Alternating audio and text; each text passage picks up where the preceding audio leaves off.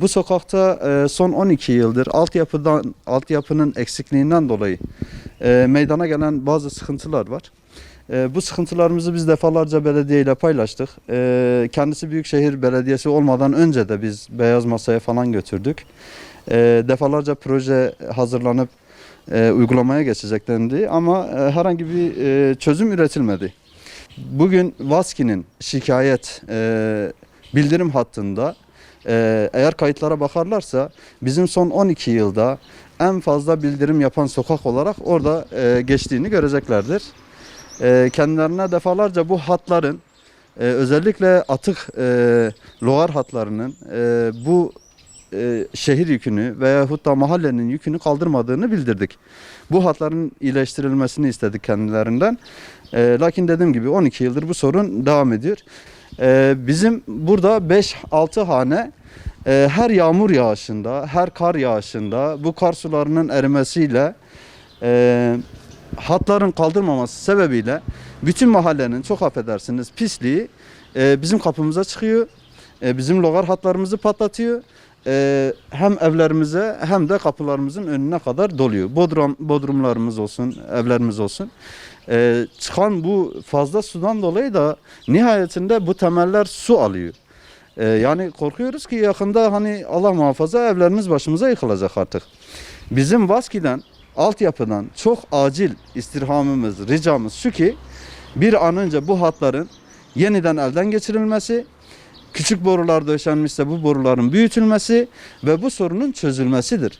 Çünkü benim burada kendi başıma yapabileceğim, alabileceğim her türlü tedbir geçicidir. Bu sorunun tek çözüm kaynağı Vaski'nin buradaki logar hattını, atık su hattını değiştirmesidir. Bizim kendilerinden acilen isteğimiz budur. Çünkü her yağmur yağışında biz artık bıktık, usandık. Hatta valiliğe kadar gideceğiz. Eğer yine çözüm bulunmazsa valiliğe kadar gideceğiz. Orada da çözüm bulamazsak Cumhurbaşkanlığına kadar bu sorunu ileteceğiz. Çünkü biz burada her ay kesilen su faturalarını düzenli olarak ödememize, atık su bedelini her ay 60-70 lira sadece atık su bedeli ödüyoruz.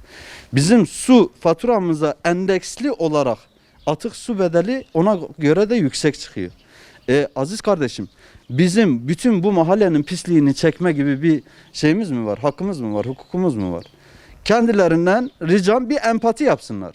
Sayın Belediye Başkanı'nın veyahut da kaymakamın veyahut da Vaski Genel Müdürü'nün evinin önünde böyle bir sorun oluşsa acaba bir saniye bekletirler mi?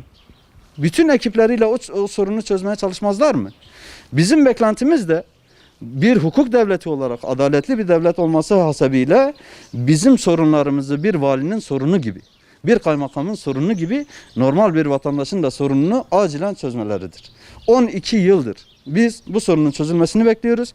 Ve buradan istirhamımız bir an önce bu sorunun çözülmesi ve bizim de çoluk çocuğumuz bu pisliğin içerisinde, yani inanmazsınız, buradan petlerden tutun da peçetelere kadar, milletin büyük abdestine kadar her şey benim kapıma çıkıyor. Yani bir empati yapsınlar. Eğer bu onların kapısının önünde olsa, eğer bunu kendileri vicdanen kabul ederlerse ben de kabul edeyim kardeşim. Ama bu konuda yani ben bütün mahallenin pisliğini çekmek zorunda değilim. Bu hatların acilen değiştirilmesi lazım. Bu hatların onarılması lazım ve bizim de bu sıkıntıdan kurtarılmamız lazım. Bizim tek istirhamımız budur. Şuradan gördüğünüz gibi logar daha geçen cumartesi tekrar yağmur yağışından dolayı bu kapağı kaldıran logarın basınçlı suyudur. Biz kapağı kaldırmasak birinci katımızdan, evin birinci katı komple su doldu. Gene yan tarafta amcamgil var. Onların da evlerinin birinci katı su doldu. Yani bu pisliği bizim her defasında Allah rızası için bizi bu konuda efendime söyleyeyim bu pisliğe maruz bırakmasınlar. Bu bir haksızlıktır, bu bir hukuksuzluktur. Vaski benden vergi almasını biliyorsa, devletin benden vergi almasını biliyorsa gelip benim sıkıntılarımı da gidermek zorundadır. Bizim sizden istirhamımız bir an önce Vaski'nin altyapının özellikle bu konuya el atmasıdır. Bu eldivenler tuvalet kağıtlarıdır, böyle yapışmış kalmış bir yerde yani. Allah biliyor ki yani çıkmayan pislik kalmıyor. 5 hane de bu olaydan muzdariptir yani. 5 hane.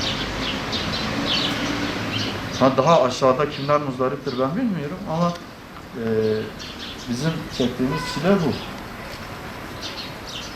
Yani bunların hepsi pisliktir ya. Bugün bir virüsten bile itinayla çekinirken bu kadar insanın pisliğinin kapımıza çıkması hafiflik değil ki ya.